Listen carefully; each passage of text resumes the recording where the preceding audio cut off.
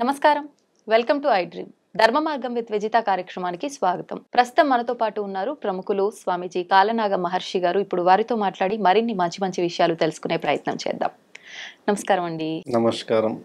హర her Mahadev. అంటే ఇప్పుడు మనం ఇంతకు ముందు వీడియోలో మాట్లాడుకున్నాం, దేవాలయాలు ఎలా నిర్మించబడ్డాయి, ఎవరి చేత నిర్మించబడ్డాయి, అసలు ఏంటి నిర్మించడానికి తగ్గ ఉద్దేశం ఏంటి అని చెప్పి.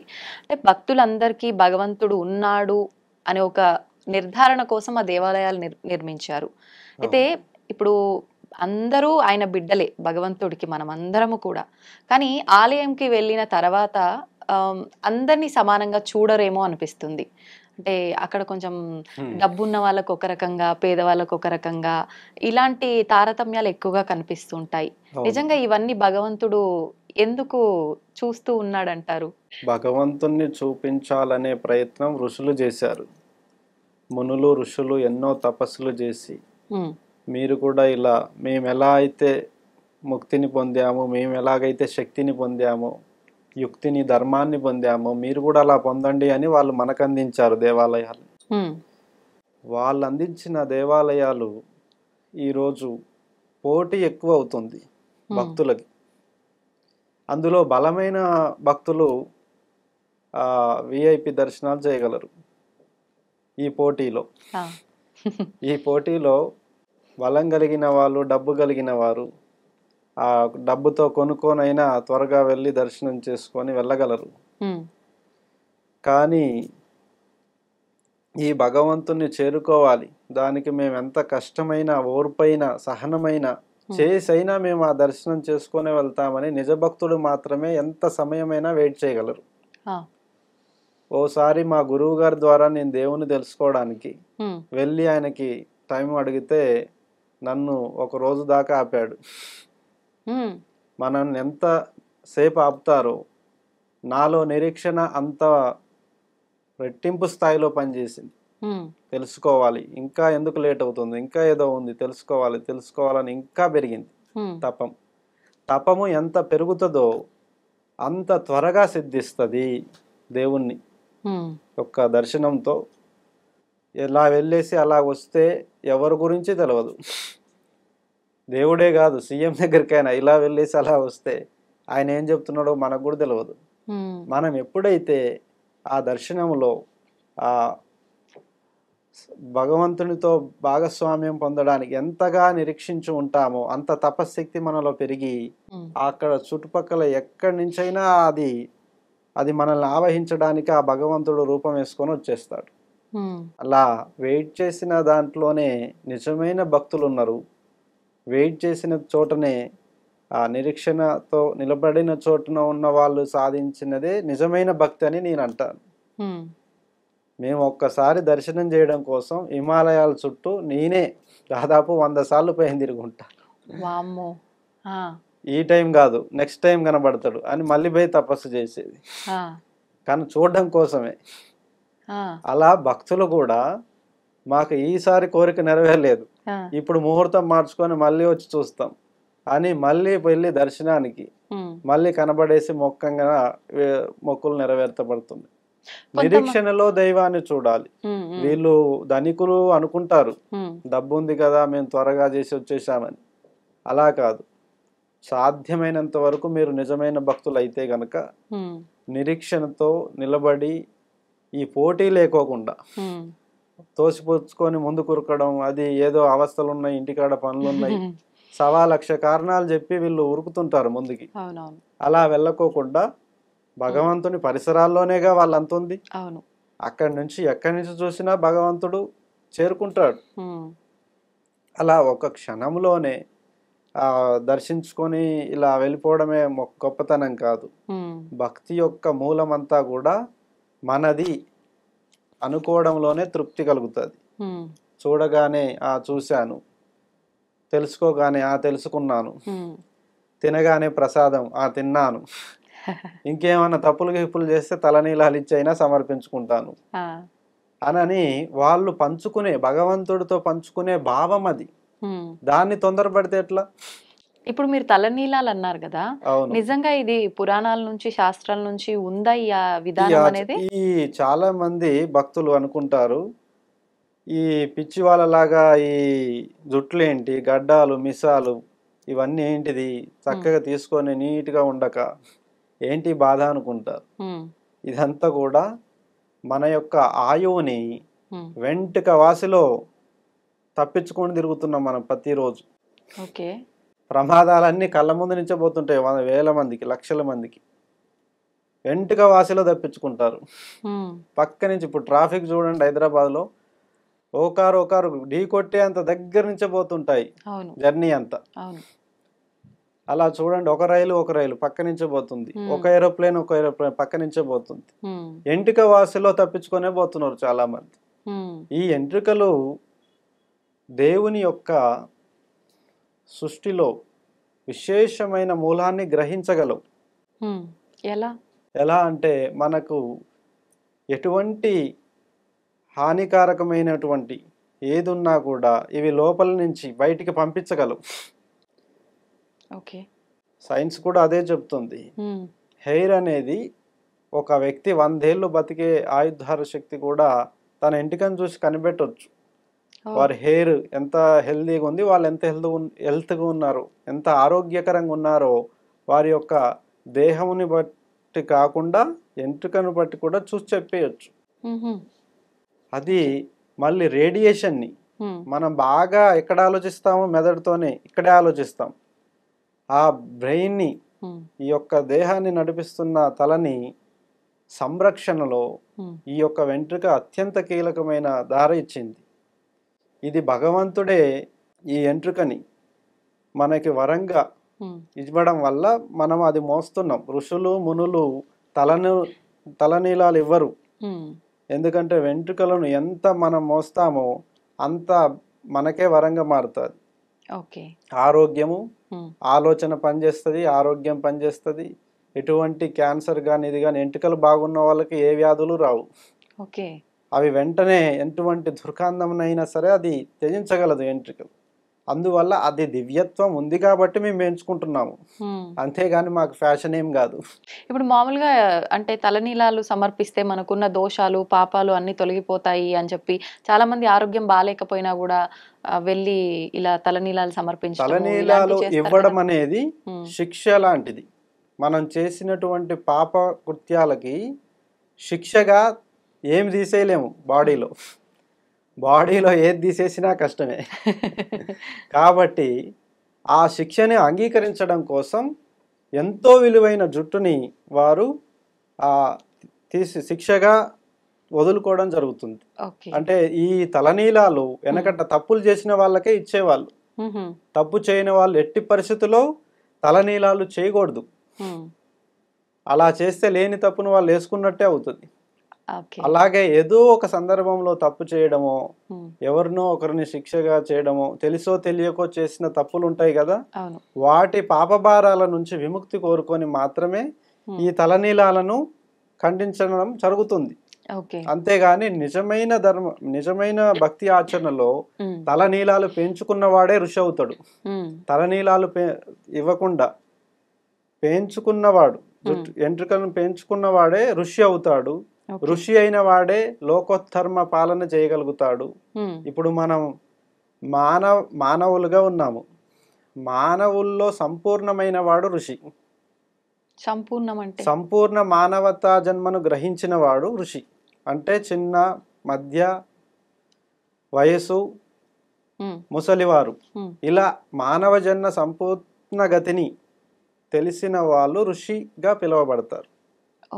అంటే వారికి మానవత జీవితంలోని ఆ మొదలు క్షణం నుండి చివరి క్షణం వరకు అన్ని విలువలను తెలుసుకొని పాటించి నడిపే వాళ్ళని మాత్రమే ఋషులు అని పిలుస్తారు. ఇప్పుడు అంతగా తెలుసుకునే వాళ్ళు ఏం లేరు. అంటే అది వయసుతో సంబంధమా, అనుభవంతో సంబంధమా? అది గ్రహించుటలో సంబంధం. గ్రహించుటలో ఇప్పుడు మీరు నా పట్ల రెస్పాండ్ అవుతున్నారు, నేను మీ పట్ల రెస్పాండ్ అవుతున్నా. ఇది నిజమైన మానవాళి యొక్క అనుబంధ చర్య. ఈ అనుబంధ చర్యలో అనేక విషయాలను గ్రహించిన వాడు, మేలు చేయగలిగిన వాడు ఇలా ఋషి ఆచరణలో ఇలా నడపబడుతుంది. ఇప్పుడు బంధాలు అనుబంధాలు అన్నారు. ఇప్పుడు భూమిపైకి వచ్చిన తర్వాత తల్లి కడుపులోంచి ఒక శిశువు జన్మించిన తర్వాత పెరుగుతూ పెరుగుతూ ఒక వయస్సు వచ్చిన తర్వాత మళ్ళీ వాళ్ళకంటూ వివాహం అని చెప్పి ఒక కుటుంబము, పిల్లలు అదంతా కూడా ఏర్పడుతుంది వ్యవస్థ. కొంతమంది ఆ వ్యవస్థని కరెక్ట్‌గా ముందుకు తీసుకెళ్ళగలుగుతారు. కొంతమంది మాత్రం ఎందుకు చేసుకున్నాను ఇవన్నీ నేను అంటే తట్టుకోలేకపోతున్నాను అని చెప్పి ఒక వైరాగ్యంతోటి వదిలేసి వెళ్ళిపోయే వాళ్ళుంటారు. నిజంగా అంటే ఆ పర్పస్ వాళ్ళు నిర్వర్తించకుండా, బంధాలను నిర్వర్తించకుండా అలా వెళ్ళిపోవడం అనేది కరెక్టే అంటారా? మీరు చాలా గౌరవంగా చెప్తున్నారు వారి గురించి. తల్లిదండ్రుల దగ్గర పెరిగి అన్ని తెలుసుకొని ఉన్నవాడికైతే ప్రతి బంధాన్ని పోగొట్టుకోడు. కరెక్ట్. ఈ ప్రతి బంధాన్ని పోగొట్టుకుంటున్న వారి సంఖ్య ఇప్పుడు ఎక్కువ ఉంది. అవును. తల్లిదండ్రులను కూడా వదిలేసిపోతున్నారు, చాలా మంది. భార్యను కూడా వదిలేసిపోతున్నారు. ఏ చిన్న విఘాతం కలిగినా, ఏ చిన్న ఇబ్బంది వచ్చినా అది వాళ్ళ సర్దుకుపోవడము, కలుపుకుపోవడం అనే దాన్ని వదిలేసి అవును విరక్తి పెట్టి నీ వల్ల కావట్లేదు కదా, నువ్వు నాకు ఉపయోగం వదిలేసి వెళ్ళిపోవడమే. అవును. ఇలాంటి వైఖరి అనేది ప్రమాదం, వారికే ప్రమాదం. ఒకరితో కలవడం, ఒకరితో విలువని పంచుకోవడం, ఒకరితో శక్తిని, ఆరోగ్యాన్ని, విశేషమైనటువంటి బంధాలను కలుపుకొని వెళ్ళిన వాళ్ళే నిజమైన మానవుడు అంటారు. లేదంటే మానవుడు అనరు, మృగము. మనల్ని జంతువుల నుంచి మినహాయించి మానవాళి అని ఎందుకు పెట్టారు జ్ఞానులు? జంతువులకి జ్ఞానం లేదు, మనకి ఉంది అని. మనకి జ్ఞానం ఉంది, జంతువులకి జ్ఞానం లేదు. ఆ నియమ నిబంధనలు ఇవి ఏమి తెలియవు వాటికి. మేలు జరుగుతుందో అది కూడా తెలియదు. తినడం, పడుకోవడము, కనడం, అంతే వాటికి తెలిసింది. మానవాళి జంతువులను దాటి ఒక మనిషిగా పరివర్తించినప్పుడు ఒక మనిషి అనేటువంటి క్రమం మొదలైంది. వీళ్ళు జంతువుల్లా, మృగాల్లా మారిన వాళ్ళు బంధాలను వదిలేసుకుంటున్నారు. నా ఆకలే గొప్పది, నా కోరికలే మూలం, నాకు లేకపోతే అవసరం లేదు, తల్లిని, తండ్రిని, భార్యని అందరిని వదిలేసి వెళ్ళిపోతున్నారు. అది విరక్తి అనేది ప్రతి ఒక్కరికి కలుగుతుంది. చాలా సందర్భాల్లో మాకు కూడా కలిగింది. మేమందరం దాని నుంచి బయటపడతాం. ఎలా బయటపడ్డాము? ఒక చోట అర్థం కాని విశేషం ఇంకో చోట అర్థం అవుతుంది. తెలుసుకోవడానికి వెళ్ళాలి, కానీ తిరిగి రావాలి.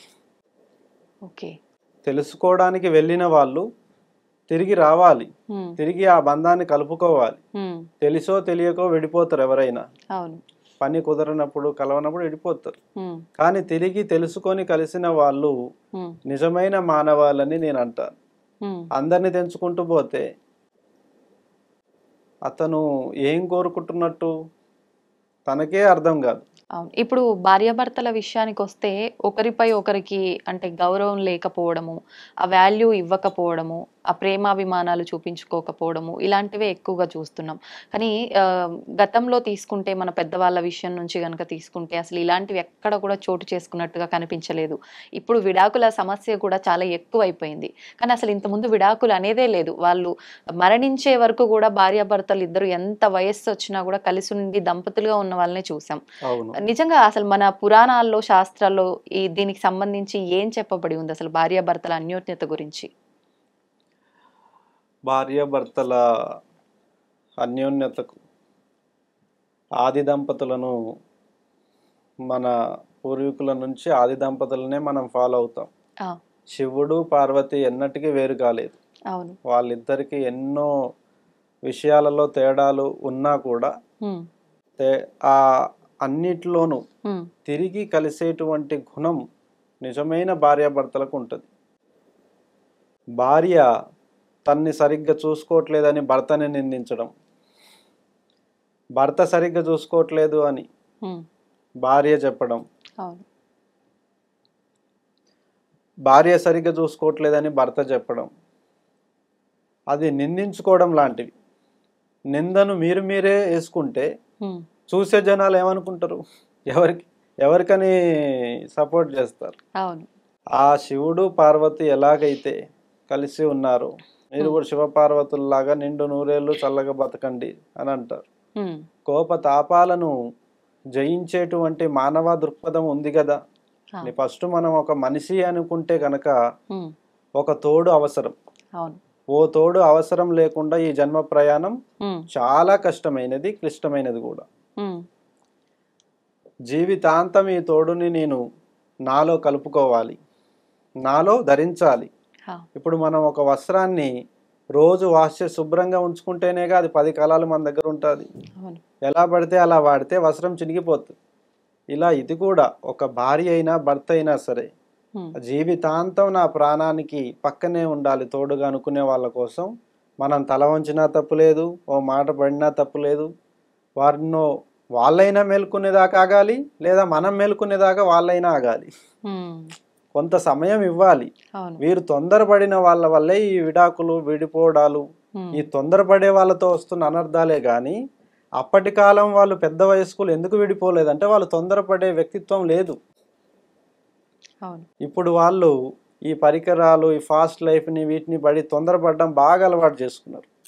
అప్పటి వాళ్ళు ఇలాంటి గొడవలు చాలా జరిగినాయి. భర్త మీద భార్య అనుమానించడం ఇవన్నీ అప్పుడు కూడా ఉన్నాయి.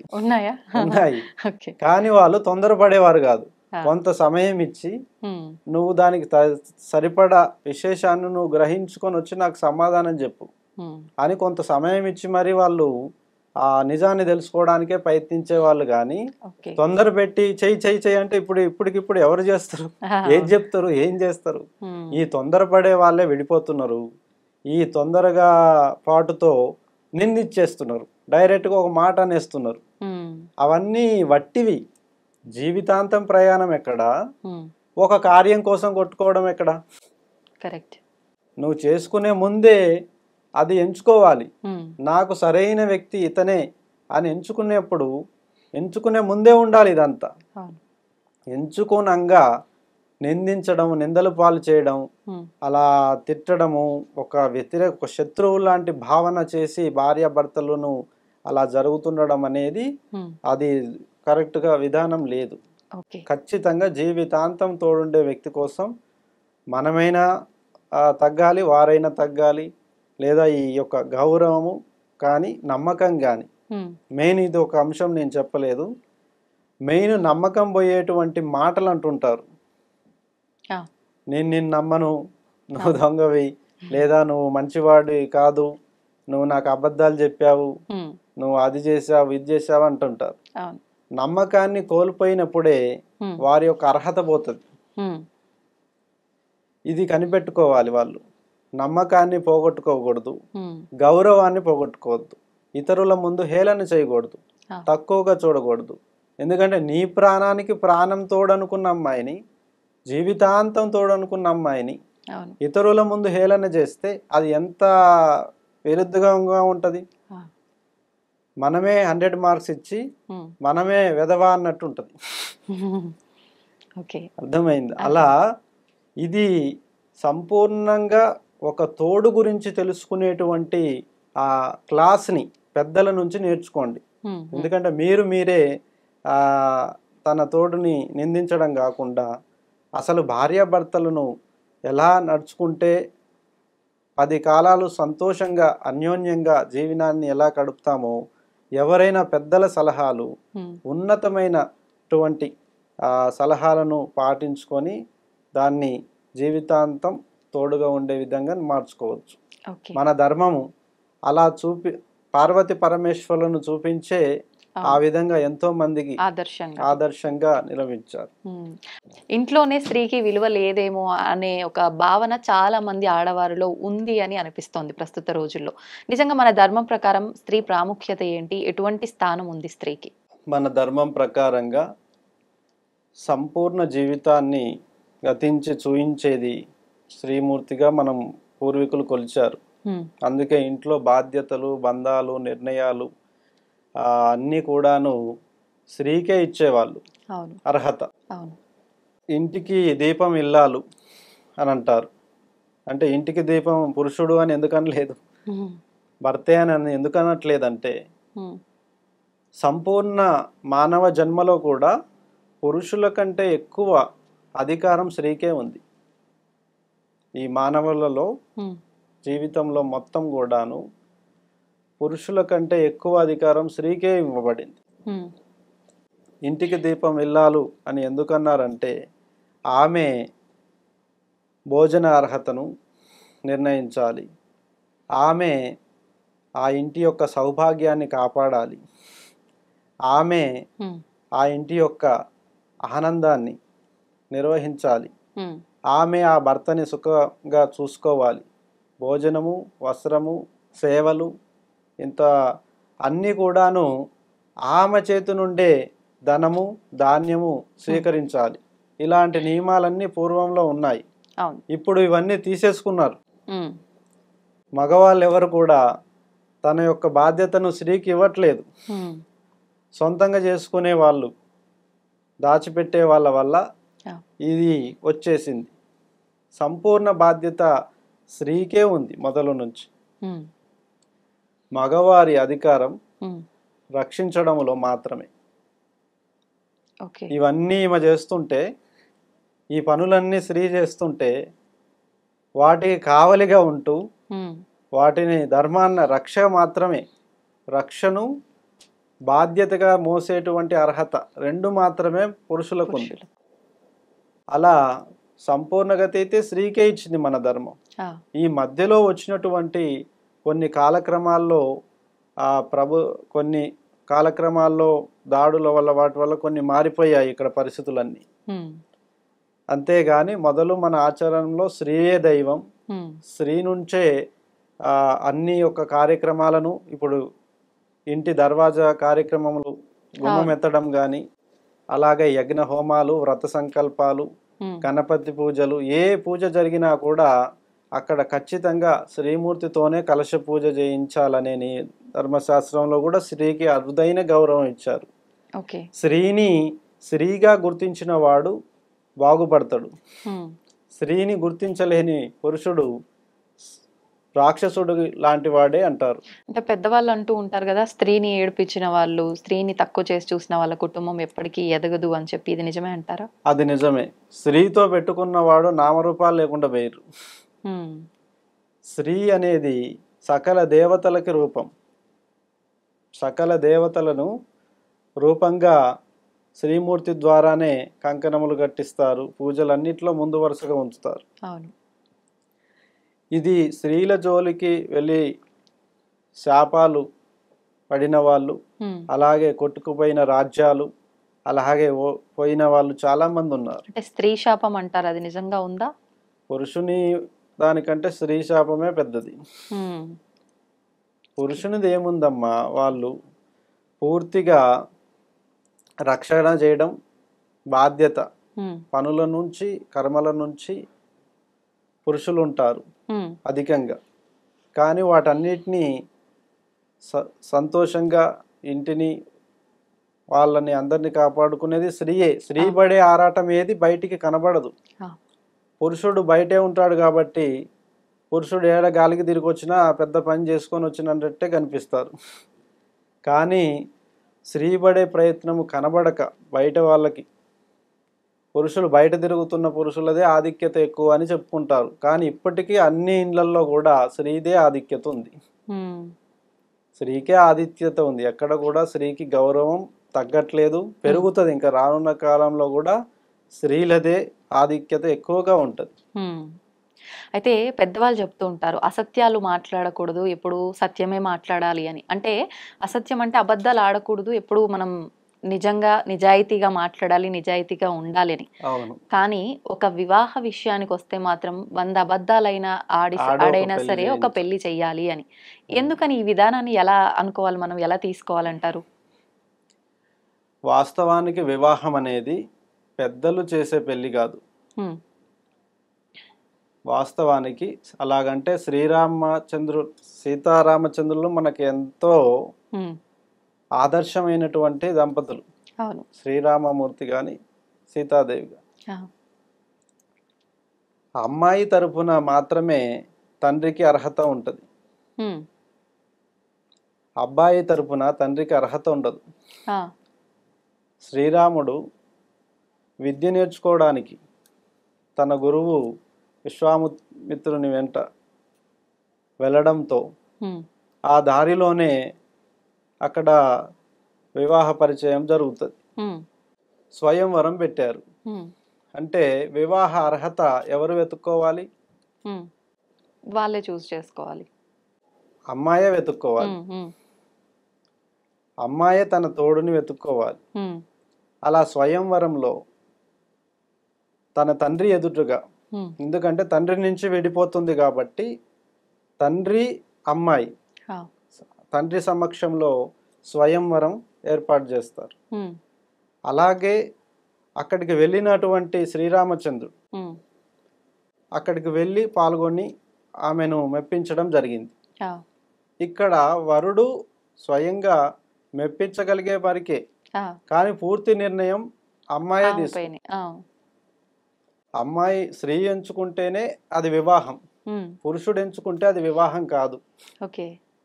ఆ నియమం దేవతల కాలం నుంచి ఉంది. మరి ఇప్పుడు అలా లేదు ఎందుకని? అప్పుడు స్వయంవరంలో కూడా తాలిబొట్టు కట్టడం ఉండదు. పూలమాల, విధికి సాక్షాత్కరంగా ఆ యొక్క పూలమాలను, పుష్పమాలను ఎవరి మెడలైతే వేస్తారో వారే భర్త. విధి వరించిన వాడు వరుడు. ఈ మంగళ సూత్రాలు, ఇవన్నీ చెప్తాను, అవి కూడా శాస్త్ర ప్రమాణం ఉన్నవే. ఎప్పుడైతే స్త్రీ విధి ద్వారా వరిస్తుందో, అంటే పూలమాల ద్వారా వరిస్తుందో వాళ్ళే నిజమైన భర్త తనకి అనే శాస్త్ర నియమం. అంటే విధి కలిపింది, విధి విడగొట్టదు. విధే కలిపింది కాబట్టి విధి విడగొట్టదు అనే భావంతో మొదలుగా ఈ స్వయంవరాలే జరిగాయి. స్వయంవరాలే జరిగి వాళ్ళు ఎంతో చక్కగా వాళ్ళు ఇష్టపడ్డ వాళ్ళని వాళ్ళే చూజ్ చేసుకొని, పరీక్ష పెట్టైనా చూజ్ చేసుకొని అయినా వాళ్ళు ఆనందంగా గడిపారు. ఇష్టపడి తెచ్చుకున్న దాన్ని పోగొట్టుకోము ఎప్పుడు. ఇప్పుడు ఇష్టం లేకుండా తెచ్చుకున్నవి విడిపోతున్నాయి, మధ్యలోనే వెళ్ళిపోతున్నాయి అవి. ఇలా 10 మంది దూరి చేసే పెళ్లిని పెళ్ళే కాదంట నేను. 10 మంది చూసి దూరి వాళ్ళ ఒక ఇద్దరి నిర్ణయంలో 10 మంది దూరి ఇష్టం వచ్చినట్టుగా వాళ్ళు కలిపేస్తే తర్వాత జరుగుతున్న గొడవలన్నీ ఇలాగే ఉంటాయి. అవును, అప్పుడు వాళ్ళు బాధ్యులు అవుతారు, దానికి వాళ్ళే ఆ 10 మందే బాధ్యులు అవుతారు. అవును, ఇక్కడ గురువు తీసుకెళ్తున్నారు, కానీ ఎంచుకునే అంశం మాత్రం వాళ్ళిద్దరికే ఇవ్వాలి. కరెక్ట్. అయితే స్వయంవరంలో పూలమాల విధి వరించిన వరుణ్ణి ఆమె తీసుకుంటారు. తదుపరి విధి అనేది ఒక గుర్తుగా, ఆ అబ్బాయి గుర్తుగా ఏదైనా విలువైన వాటిని ఆ అమ్మాయికి ఇవ్వాలి. అప్పుడు తాళి వచ్చింది. అమ్మాయి ఇచ్చేది పుష్పమాల. స్వయంవరంలో ఇరువురు చేసుకున్నారు. అయితే ఆమె నా భార్య అనే అర్హత పొందడం కోసం ఈ అబ్బాయే తన కష్టార్జితంలో ఉన్నటువంటి ఏదో ఒక విలువైన ఆభరణాన్ని కానీ అది కానీ తనకు వేయడం జరిగింది. ఆభరణాన్ని వేయాలంటే తాడు కావాలి కదా. అవును కదా. అలా ఒక బంగారపు విలువైనటువంటి ఒక బంగారు ముక్కకి దేవతను ముద్ర పెట్టి వాళ్ళకి ఏదైతే వాళ్ళ కులాచారము, వాళ్ళ వంశాచారం ఉంటాయో ఆ ఆచారంలో ముద్రని ఆ బంగారం పైన ముద్రించి దాన్ని 3 ముళ్ళు వేశారు. ఎందుకంటే 2 ముళ్ళు వేస్తే విడిపోతుంది. 1 మూడు వేసినా విడిపోద్ది, 2 ముళ్ళు వేసినా విడిపోద్ది. 3 ముళ్ళు వేస్తేనే అది విడిపోకుండా బలంగా ఉంటుంది. అట్లా విధి ధర్మాన్ని కూడా వాళ్ళు పాటించి ఆ యొక్క తాళి అనే నిబంధన రావడం జరిగింది. విలువైనటువంటి ఆ దాంపత్య జీవితం వారు ఎంచుకున్న వారిలో ఉంటుంది. కానీ 10 మంది అబద్ధాలాడో మంచి చెప్పో చెడు చెప్పో చేసిన పెళ్ళిళ్ళు భరించలేనంత బాధతో అట్లే చేస్తున్న వాళ్ళు కూడా ఉన్నారు. ఇప్పుడు మేమైనా అంతే, ఎవరైనా అంతే. స్వయంగా ఎంచుకున్నటువంటి ఆ విధానంలోనే పెళ్లి జరగాలి స్త్రీ పురుషులకి. అంటే పెద్దవాళ్ళు చూపించిన దాంట్లోనే వాళ్ళకు నచ్చిందా నచ్చలేదా అనే నిర్ణయం వాళ్ళు తీసుకోవాలి. వాళ్ళు ఎవరైనా చూపించాలి, కానీ చేసుకునేలా ఒత్తిడి చేయకూడదు. ఇప్పుడు మళ్ళీ ఎవరికి నచ్చింది వాళ్ళు ఇరువురికి ఇష్టం ఉండాలి అని అంటే ప్రేమ వివాహాలు ఎక్కువైపోతున్నాయి కదా. ప్రేమ అంటే అది నాకు ప్రేమ ఉంది అని అతను వెంటపడతాడు అమ్మాయి వెంట, కానీ ఆ అమ్మాయికి కనిపించాలి కదా, తను చెప్తే సరిపోదు. ప్రేమ అనేది అందరూ చూపించగలరు.